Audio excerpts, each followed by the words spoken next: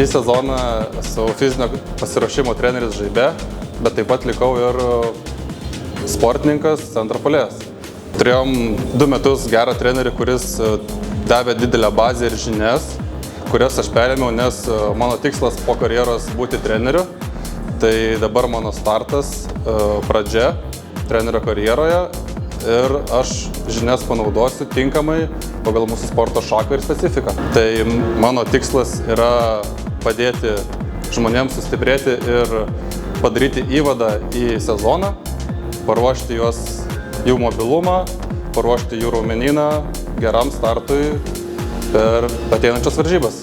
Šita stovykla yra naudinga bendram fiziniam pasiruošimui, tiek plaukimo pasiruošimas, nes per vasarą tikrai niekas neplaukioja, tai traumų prevencija, taip pat fizinis jėgos treniruotės, jis irgi paruošia mūsų raumenyną sunkioms treniruotėms, kurios vyks sezono metu dideliam krūviui ir kad nebūtų traumų, kaip minėjau, prevencijai. Taip.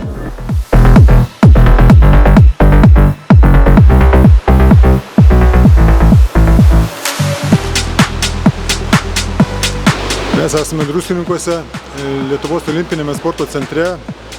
Nuostabios sąlygos, visos galimybės sportuoti, ruoštis. Treniruočių stovykla yra įvadinė, tai bazinė įvadinė. Pradinis 2 ciklai bus tokie lengvesni, kad įprastų raumenis, daug kas turėjo gan ilgą pertrauką. O paskui bandysim ištvermiai, jėgos ištvermiai, treniruotės.